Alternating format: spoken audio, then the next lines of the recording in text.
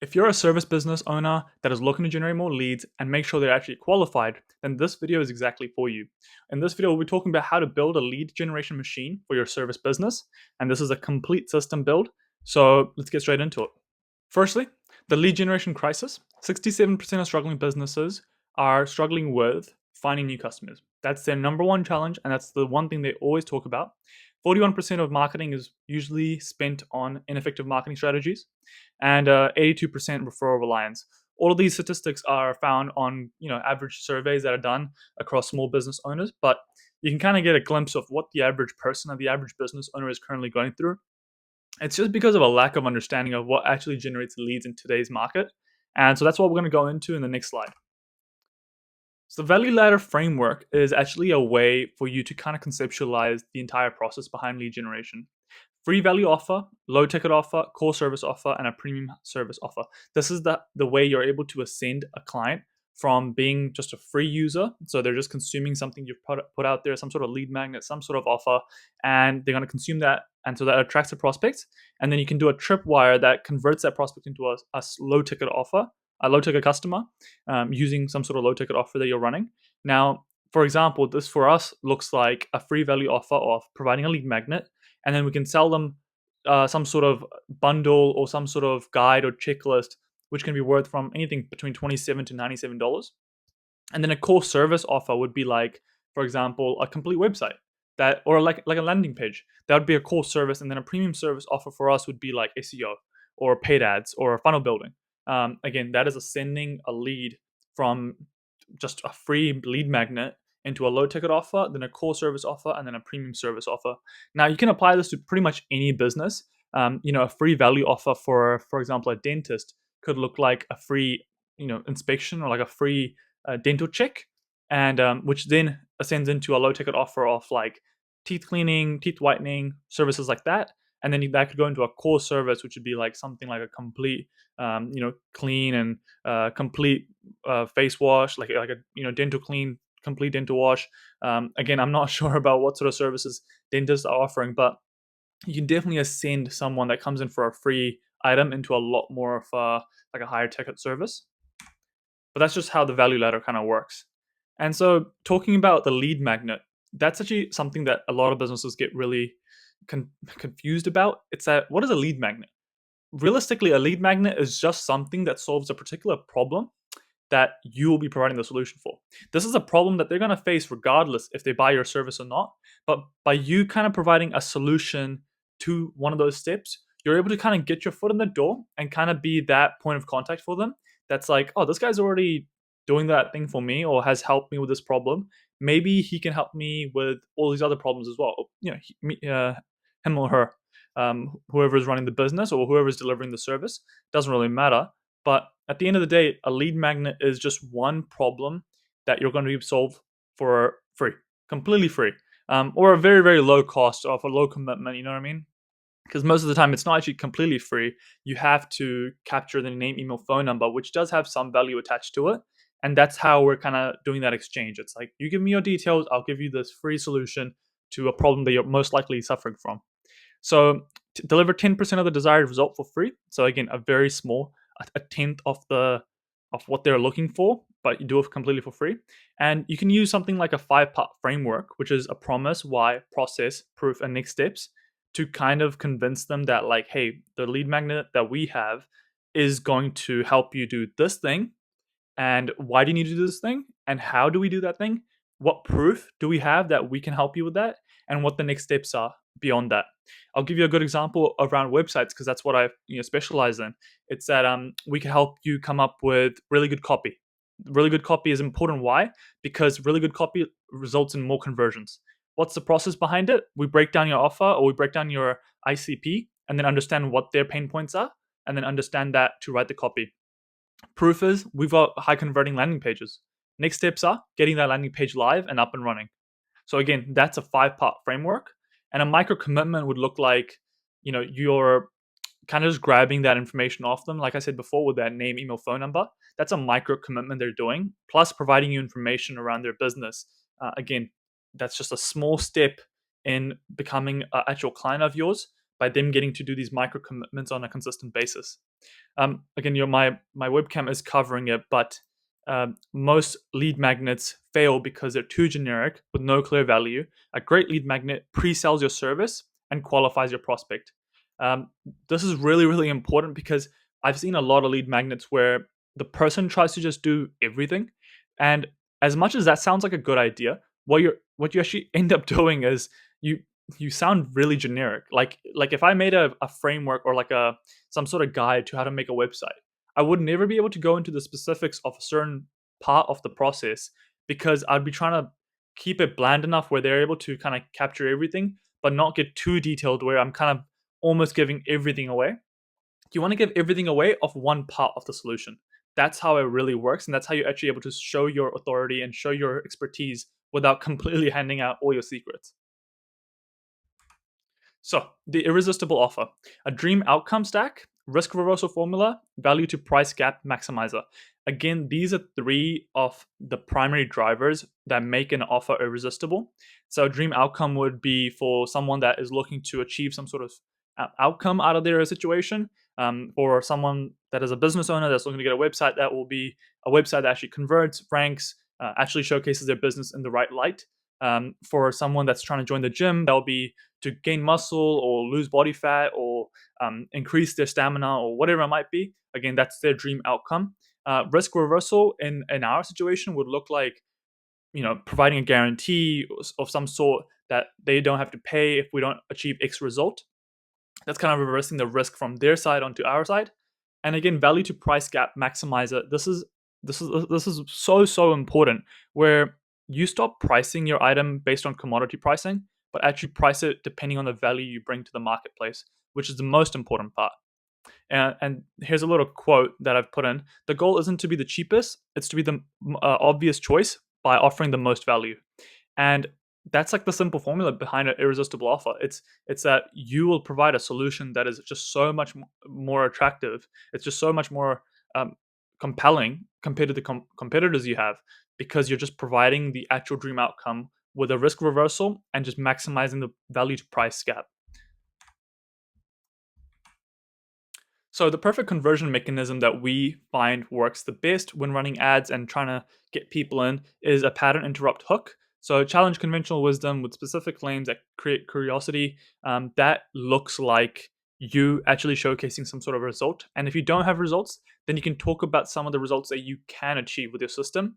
Now you're stepping into the kind of stage where you might be making up some of the stats you're able to achieve, or you're kind of making up some of the results you can achieve. But at the same time, if you have some sort of risk reversal that would not stress out the person that's buying it, you'll be fine. You know what I mean? Like if you're promising something and there's a guarantee in place that you will achieve that promise, then there's actually no issue at all, to be completely frank. Before after bridge story is another great way you can kind of show how a prospect can go from, you know, point A to point Z. And that's how, people really explain like the journey that people go on, and how, you join a gym, and then after 6 months that this person was able to lose this much body fat or gain this much muscle, increase their bench PR or whatever it might be. That's a before and after bridge story, and you explain how like your gym helped them do that. Again, for a website, it might look like this company was barely getting leads online because they don't have a website, and then we set up a website through our service, and then afterwards they started Google Ads, and now they're getting all these leads, and their business is thriving, etc., etc. So you can apply that to your business and create a before and after bridge story, and really just display that through your marketing efforts.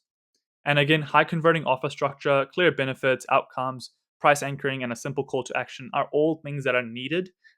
Again, these are things that everyone seems to know, but when you actually come into implementing them, they can be really difficult because you start to get overwhelmed with all the details and the technicalities of things. So you really need to take a good look at your landing page, your offer, your ads, your funnel, and just have a good look at it and be like, okay, are we covering? Do we have a good pattern interrupt hook? Do we have a before and after bridge story? Do we have a high converting offer structure? That these are the things that will actually help you convert a lead into an actual client that's paying you real money, and actually putting money in your bank account. So here's a traffic system that we kind of put in place for most of our clients, which is that Dream 100 technique. So you build partnerships with platforms where your ideal customers already gather. This is something that Russell Brunson talks about in his book, about partnering up with businesses, or reaching out to businesses that already have your dream customers, and just looking to advertise through them, and like kind of reach out to your customer through them. Again, they will probably take a cut out of it, but when you're starting off or when you're trying to expand, you'll always be handing out your margin either to ads or to a BDM, or a setter or a closer, or whoever it might be. So even a Dream 100, if you have some sort of split, like a 20% cut or a 30% cut, you'll still be doing relatively well as long as you have healthy margins in your business. So content multiplication: transform one piece of content into 7+ formats for different platforms. This is simple as creating a YouTube video, turning it into shorts, turning it into a LinkedIn post, turning it into tweets, and then posting on those different platforms, which is really easy in today's day and age, especially when AI is involved. That process would take you hours before. Now it can be done in less than 20 minutes. Retargeting ladder: again, move prospects through cold traffic to booking in strategic layers. You can do this by just retargeting using a metapixel, or you can use Google Tag Manager to set up pixels and page views and different conversion points, and that way you can identify what traffic is most valuable to you, depending on what stage of the funnel that they've reached. That looks like setting up the correct conversion values, and like setting up your ads manager correctly. But if you do that properly the first time, you won't have to touch it ever again, and usually it works pretty much phenomenally from that point forward. So the follow-up machine is one thing that most businesses skip out on, because it feels like getting the lead is meant to be majority of the work, but following up is really where you make the money. Indoctrination sequence is a funny way of saying, like, share the story, give them the blueprint of what you do. So that looks like a welcome email, sharing a story, setting expectations in the first 3 emails about what you kind of offer and what you can do for them. Engagement escalation looks like delivering the value, so lead magnets, resources, guides, YouTube videos, sharing success stories like testimonials and case studies, presenting your offer, and then also overcoming objections across 30 days. You can actually do this over 2 weeks or 30 days. It doesn't really matter too much. It depends on your kind of ICP and the value of what you're doing. But presenting your offer and then overcoming objections and like things that people have in their mind, at the back of their mind, they might not even realize it, but like small things that they've constantly like thought about, constantly like imagine that might happen to them. If you can overcome those objections, you actually will increase your conversion rate by like shitloads. It works every time, where people are able to just deliver a lot of value, present their offer, and then overcome objections using some sort of like email sequence or YouTube videos or whatever it might be. And then the final thing is the extension model, where you move engaged prospects through increasingly valuable touch points. But that basically just looks like moving them from email to like maybe you're cold DMing them, or not cold DMing anymore because you actually already know them, but you're DMing them on LinkedIn or Instagram or whatever, and then you're also calling them up because you have their phone number and sending them an email, and then you're following up in all those different ways. And again, I've put a little stat here: is like 80% of sales happen between the 5th and 12th contact, but most businesses give up after just 2 or 3 attempts. That's the reality of the situation. And if you ever feel like, oh my god, like business is so tough, just realize that most businesses are not even reaching out to the lead more than like 10 times or more than 5 times. They sent them 2, 3 emails and said, dead lead, doesn't matter, not a real person, doesn't want to pay. Um, you know, they have no expectations from that person anymore. So 30-day quick start implementation. So this is just an easy way for you to like schedule this out in your week. If you're thinking of like putting this together now for your business, week 1 should be creating a good lead magnet, building your offer, and setting up the funnel. You can use softwares like Go High Level, ClickFunnels, and I mean there's plenty of other ones like Landing Page Builder or something. There's a couple that offer. I mean, Go High Level and ClickFunnels are really really good. And then in week 2, you can build your email sequences and follow-up systems. The follow-up system just looks like a CRM, like a Kanban board, where the lead gets dropped in, and then obviously you can move them through the follow-up sequence. And then week 3 would be traffic. So implementing Dream 100 and content strategies. I haven't included ads in this because for some people, ads are just not viable as they require a decent amount of investment. But content strategy and Dream 100 is definitely something you can do straight away to kind of get people into your funnel and get them downloading your lead magnet and setting up everything on that regard. And week 4 would be optimization. So you'll have some data to play with after you get some sort of traffic coming in. Um, to be fair, week 3 to 4, it's not going to be quick. This is technically step 4, so you could probably shift that to like week 5 or 6, where you actually have a decent amount of traffic and data to like look at and see what works and what the people are saying about your lead magnet and if they're actually finding any value in it. So, case study, local plumbing business. So before before implementing this, they had inconsistent leads from referrals, just previous customers. The cost to acquire a customer was like 315 is what I wrote here, but it was between 300 to 350. And they're competing primarily on price. So the strategy was that we just ran an ad where there was a 15-minute home plumbing inspection. So again, this is not a guide. This is a real thing that we were offering to businesses. And like I mean this business was looking to expand, so they wanted to do this whole thing where they just try to get in front of people and try to get in front of prospects that actually wanted to get some sort of service done from them. And Dream 100 partnerships with property managers, this is something that we proposed. Again, this is something that is still going on, I'm pretty sure, because it's just really hard to deal with property managers, because all of them have their own existing referral systems and existing clientele. Existing partnerships with other plumbers and electricians and stuff. But at the same time, it's not a bad idea to reach out to those people and get in front of, a lot of different clientele that you can possibly reach out to and make money from. But after implementation, especially with the ad strategy, 43 qualified leads monthly, up from 12, which was just 3 a week. So we're getting a lot more qualified leads, and qualified meaning it was a name, email, phone number, and address, as well as a preference of time for calls. And customer acquisition cost reduced to $67. Again, this is a very hyper local business. So the cost to acquire a customer dropped by quite a bit, just because they were, not advertising properly at all before, and then they, started. So average customer value increased by 37%. That is due to just better upselling, and better follow-ups. Because when you start to actually follow up with the person, you'll find that they have other problems and maybe other properties that they want to get fixed, or other problems that they might want to refer to you. And so these aren't usual results. I just want to claim that as well. Sorry, these aren't unusual results. This is just what happens when you implement a proven system. And most people just don't have anything in place, and so they feel like they're not making any results. They're not getting any results, but reality is that if you have a system in place, you actually can start to get good results. So the unfair advantage is the predictability. Know exactly how many leads you'll generate each month. That's what will set you apart from other businesses which are struggling to keep consistent lead flow. Qualification, so you only attract customers you want to work with. Again, as you add more qualification steps, your lead cost will shoot up.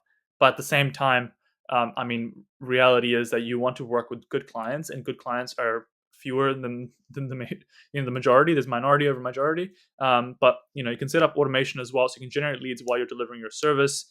That's how ads work, and that's how just good systems work. Is that you don't have to constantly monitor and be there. And differentiation, stand out from your competitors who compete on price, and also just differentiation in the fact that you have good follow-up in place, you have a good offer in place, you're actually providing a good service, and you're actually reaching out to the customer and taking care of them, which is what they want and what they're paying for. So the service providers who implement the system don't just get more leads, they transform their entire business. That's a bit of an aspirational line at the bottom, but that's the truth. If you're gonna have a lead generation system, you're gonna get a lot better results across the board, because the whole experience for your business is gonna just be a lot better. So the next steps are implement this yourself, use this framework as your roadmap, and build your system step by step. And if you want to skip the learning curve, we have a toolkit that we've put together where a lot of these resources are already in there. And if you'd like to instead book a strategy call, you can just book a call with me through my Calendly. And I'd be happy to dive through your business and see what we can implement in terms of a funnel or ads to kind of help you establish this lead generation system. But other than that, like the video, subscribe for more content in the future, and I appreciate you watching this.